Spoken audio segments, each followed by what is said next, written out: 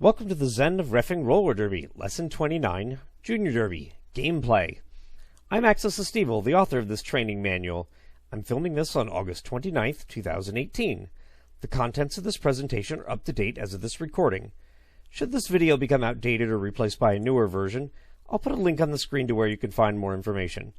And as always, you can find the latest version of the full training manual at www.tinyurl.com/zenreffing. A quick disclaimer. The WFTDA, MRDA, and JRDA are not responsible for the content of the training manual or this presentation, nor do they make any claims about the accuracy of their content. Another note, if you spot any errors or outdated information in this presentation, please put a comment on YouTube explaining the issue and listing the time code. So Junior Derby, Gameplay. Junior Derby utilizes the WFTDA rule set, or, well, at least one type of Junior Derby does, and certainly the type I'm going to talk about today. But it's subject to modifications listed in the Junior Roller Derby Association's Rules Addenda. I'll put a link to that on the notes on the YouTube page for this. The Rules Addenda is basically a special update for the WFTDA rules. It adds special scenario cases, and it alters some of the scenario cases in the rules. Adds some new rules to the game, and it basically changes how roller derby works and makes it more of a junior-friendly experience. Other Junior Derby rule sets exist, but this lesson does not discuss them. Now, games that utilize the JRDA rule set, that's what I'm basically referring to as the Rules Addenda, but utilizing the JRDA rule set can occur at 3 levels. Level 1, no contact. It's just simply positional blocking only. Now, you might think, well, how are you supposed to play a game of roller derby if the people can't block into each other? Well, actually, it's not hard. These tend to be the youngest of skaters, very new skaters that are not particularly stable on their skates. And so when they start moving back and forth and they try to kind of step in each other's way, it very rapidly opens up very wide areas of the track for the jammer to go by. It works surprisingly well. Level 2 is gentle initial contact, or what they call lean blocking only. Basically means that you can block other skaters, but all blocks must be gentle when you initiate contact with them. Once you've established contact, then you can apply force. Any forceful initial contact is automatically a penalty. Level 3 is what you might think of as regular adult derby. All JRDA sanctioned games occur at this level. This is not to say that level 3 games utilize only the WFTDA rule set, but that's the bulk of basically how it works. They're not changing the contact rules in the game. I'll talk a little bit more about the changes and all that, or all the differences between that and adult derby in just a minute. Now, something you need to know is that JRDA, like Junior Derby, it places a much stronger emphasis than adult derby does on safety, on personal development, on fostering a supportive environment. The intent of an adult game, particularly a sanctioned game, is, winners basically do their best and they walk away, as champions or not. Fun is somewhat secondary. Like, it's sanctioned. It's meant to be, we're being very strict. We're keeping things very, very fair. And it's just, we're going to have a winner and a loser today. Junior Derby is willing to trade a little bit of the competitive aspect away. And they certainly, by the way, can be very competitive in Junior Derby. But they're willing to trade a little bit of this away in exchange for more an emphasis on the development of the skaters. It is always important to keep in mind in a Junior Derby environment of the overall purpose of the JRDA, and I certainly don't want to speak to them when I talk about their mission, but basically they are there to help the juniors develop and grow and become better people. So incidents, for example, such as crying or emotional distress, or a skater that becomes upset and starts refusing to communicate, this can be treated as an injury, for example, at the official's discretion. And for some games, particularly the non-sanctioned games, level 1 to 2 games, games that are involving younger skaters, it may not only be acceptable, but appropriate for officials to provide assistance in a manner that you normally wouldn't find in any adult game, particularly adult sanctioning, but even really any adult game. So, for example, a skater on the track is issued a penalty. The skater moves away, from the gameplay, they exit the track. or maybe they don't exit the tree. Maybe they just kind of get near the edge and then they look confused. They're not really certain what they're supposed to be doing over there. It is fine, whereas an adult derby, we might immediately, boom, penalize them. You're aware you got a penalty, you didn't leave the track, you're supposed to know the rules, that's a penalty. In a junior derby, again, particularly the more casual levels of junior derby, it would be appropriate to provide more specific instructions to report to the penalty box. I've seen referees that have actually taken, like 8-10-year-old skaters, and they've, said, okay, you need to skate down to the box over there and go sit down on one of the chairs. They're giving them instructions in a way that we would not do an adult derby, but for a 10-year-old skater that is still learning the rules of the game, that, and especially for a very kind of casual intra or interleague game, that can be an appropriate level of assistance. Another example, a skater loses their toe stop, they fall down. They crawl off the track into the middle of the outside safety lane. The skater appears upset and does not appear to know what to do next. So in a case like this, it may be appropriate to go help them by retrieving their toe stops. Direct them, come on over here to the edge of the safety lane, and then notify someone at their bench that they may need some assistance, that they need a skate tool. Again, in adult derby, they're on their own. It's like their problem how they resolve this. In junior derby, we can be more proactive of helping them. Again, this is much more at the non-sanctioned, level of junior derby and the younger skaters and such. If you're not certain on what the level of assistance that should be provided in a game, talk about it at the captain's meeting and at the officials' meeting. Those are excellent places to discuss the level of assistance and the manner of assistance to be provided by officials. Now let's talk about the JRDA rules addenda. Now, in JRDA, they have a penalty called hitting that they do not have in WFTDA and MRDA play. This is not to say hitting is like punching someone. Like that's no. That's still strictly not allowed. Hitting penalty basically means it's a block. It's a form of illegal contact. Over there, it uses the same penalty code, verbal cue, hand signal. You can use the verbal code hitting, though if you want to be more specific, in addition to just saying illegal contact. And what it basically means is that the person has engaged in a level of block or a type of, a certain amount of force at a block that is not allowed at that level of derby. So, for example, in level 1 derby where there's no contact, the skater initiates a block. Even a fairly gentle block, but they initiated one. They intentionally initiated it. Boom, we're going to issue a penalty for that. And we're going to use the verbal cue of illegal contact hitting, or if you feel like just abbreviating, just hitting. Can be used there. Now, in level 1, as I said, only positional blocking is allowed. Any intentional contact or any application of force to an opponent warrants a penalty regardless of the impact. Again, it's like treat the entire body as like you would look at almost like a high block, in adult derby, like that. Any sort of forceful contact, to anywhere on the body in junior derby or intentional contact, boom, that's a penalty. Now, this does not include minor incidental contact with no effect. So if, skaters are just kind of moving around and they just kind of bump into each other and it didn't really make a difference, that's fine. Unintentional contact that is otherwise legal. So, for example, like shoulder-on-shoulder contact, which would be legal in an adult game, but we're not allowing that in junior derby. But it was unintentional. They didn't mean to do this. That is not penalized regardless of impact. They take intent much more into there. In junior derby, it is also, level 1 of junior derby, it is also legal to adopt a down position or go out of bounds to avoid contact with an opponent, even if contact could be avoided without doing so. Because again, we are emphasizing, the safety of not engaging in contact at this level. These are skaters that are often not trained on, on how to handle being blocked. They're not really getting into derby stance particularly well. So we'd much rather a skater skate out of bounds than accidentally bump into somebody, even if they could have stayed in bounds to avoid hitting them, but they chose to go out of bounds. That's fine. We'll take it. So no penalty should be issued for skating out of bounds to avoid initiating a block, even if that action also destroys the penalty. Again, we'll take it. The safety is a much higher priority here. Now in level 2, forceful initial contact warrants a penalty regardless of impact or effect. Now this could even be like shoulder-on-shoulder contact. Black blocker's here, white blocker, boom, goes right in, hits them pretty hard in the shoulder over there. That's a penalty, regardless of the impact or effect. Now, follow-up contact is treated as a new block. So, for example, you got two skaters, they're making hip-to-hip contact, opponents, I should say. And suddenly one shoulder suddenly, boom, pushes in with their, their shoulder or something like that, hits them hard, like that.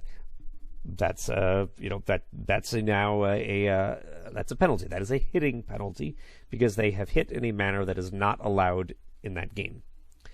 Now, in level 2 derby, once a legal and gentle initial contact is made, and by gentle I don't mean that don't have to go up there and kind of just brush them nicely, but you'll know force when you see it. After legal and gentle initial contact is made, then you can apply force to kind of push them out. Now, this doesn't mean that you can go up there, gently hit them, pull off, and then whack into them, because you broke off the contact, so now you have to reinitiate it gently, then you can push.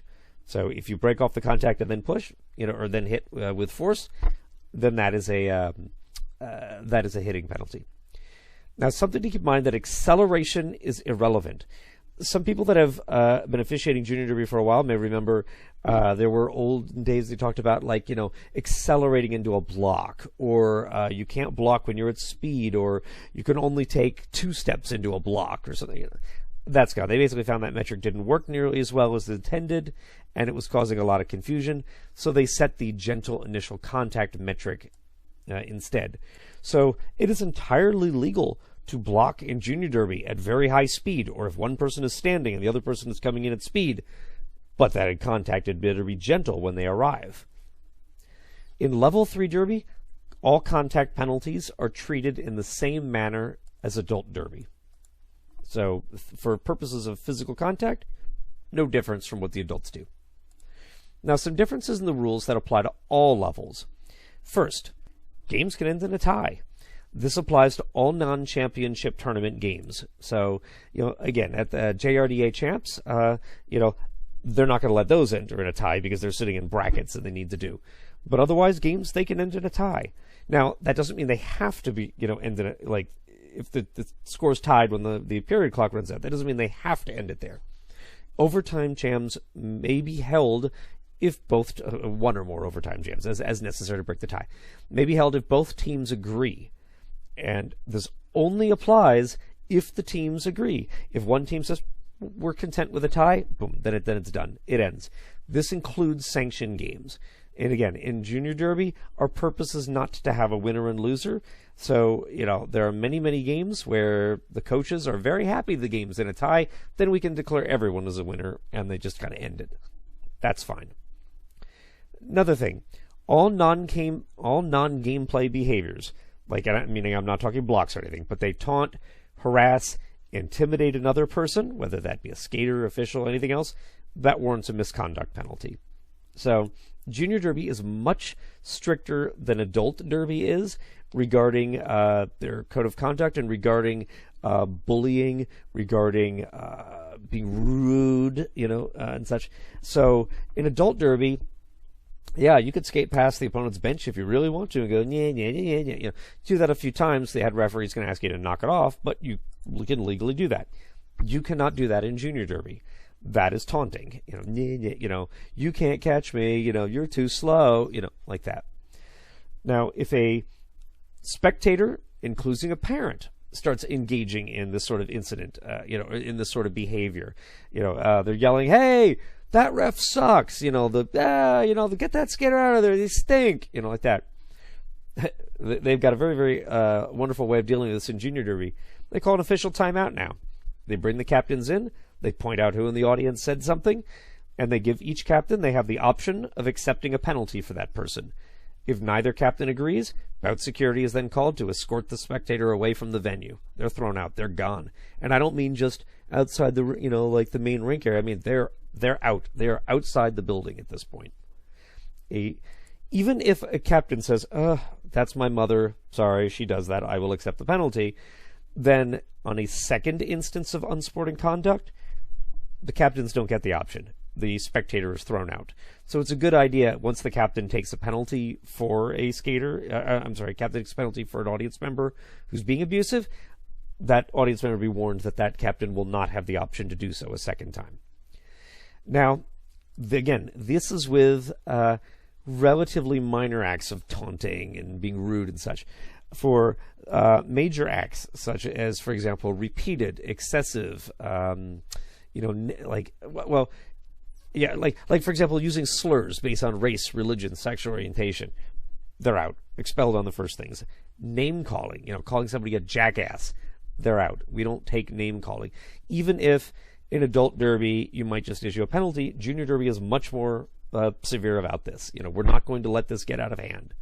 So repeated, excessive, physically dangerous, or egregious unsporting conduct, they're out over there. So, again, coming in, a player comes in and they start screaming, at one of the referees or something like that. You might, if they can clam it up immediately when they're given a penalty, they're done. If they do it again, they're out, like this. We hold them to a higher standard of behavior. And as the JRDA director of games told me once, they like this higher standard of behavior. They find in junior derby, they often find the adults to be poorly behaved. And the skaters want a stricter sense of behavior. And so it is appropriate that we enforce the game in that way. It can be a little uncomfortable for those that are not used to officiating junior derby to suddenly, we're used to the standards at adult derby. So in junior environment, we suddenly start getting much stricter on things, It is uncomfortable at first dealing with that. You feel like, oh my God, I can't throw out this coach because they just came in screaming at me. Oh, you certainly can if necessary. Another expulsion level action, threatening a person or group's health or well-being in any way. Now, this could be something like, kill the jammer, somebody from the bench, boom, they're out. This could also be, I'm going to get you for that. One skater says to another, they're out. It can be, again, we're holding a higher bar here. This expulsion level action would also include the failure to remove or cover any sort of offensive language or symbols on uniforms or equipment after being instructed to do so by an official. I knew an official that would, in more casual games, would wear a helmet, and he didn't think much of Donald Trump on there, so he had "fuck Trump" written on the side. In adult derby, depending on the venue and the game, they may allow that. And okay. But an official would absolutely not be allowed to have that in junior derby, and a skater would absolutely not be allowed to do so. So during equipment checks, and yes, they do equipment checks, by the way, still in junior derby. We're going to talk about that in our next lesson. But during equipment check, when you notice, oh, their helmet says "fuck Trump," okay, you're going to need to cover that up. That is an offensive symbol, an offensive word. You have to cover it up. And if they come back out on the track mid-game and they've taken that tape off because they're feeling very belligerent about Trump that day, fine, I appreciate their political stance, but they're out of the game. We don't tolerate that in junior derby. That's not to say everybody has to be neutral politically. You can certainly do it. You cannot do it in a way that is immediately offensive. There are a couple of specific expulsion procedures that apply to junior derby as well.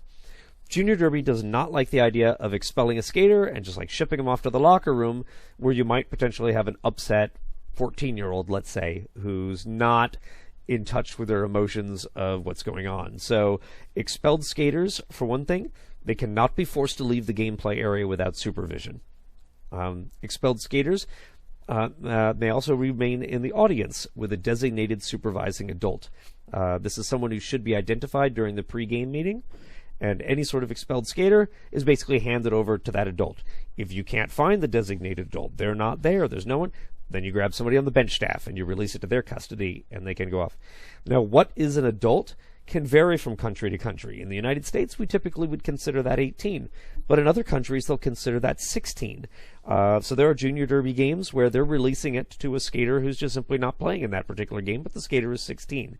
So again, what is an adult may vary from place to place to place. And that pretty much concludes what we're going to talk about today with gameplay for junior derby. You don't have to memorize all of this right now, particularly if you're not going to be reffing a lot of junior derby. If you're new to derby, then this is probably a little overwhelming because this is very different than what you're used to. That's fine. But if you ever are scheduled to work a junior derby game, make a point of reading the rules addenda and going over and understanding the game. The rules addenda can be a little overwhelming at first because you're like, oh my goodness, all these different levels. Just find out the level of the game, then you can ignore the levels that don't apply, and you can learn the rules that are specific to there. Generally, what I said in this in this presentation, you're going to find that's pretty much what you need to know. But there are some very, very fine points that I didn't really go into, so it doesn't hurt to read the addenda if you're going to be reffing Junior Derby. So, and you should absolutely know it if you're going to be reffing Junior Derby with any frequency. So, as I said, gear checks are required. So we're going to be back in the next lesson to talk about gear checks. Until then, thanks for tuning in.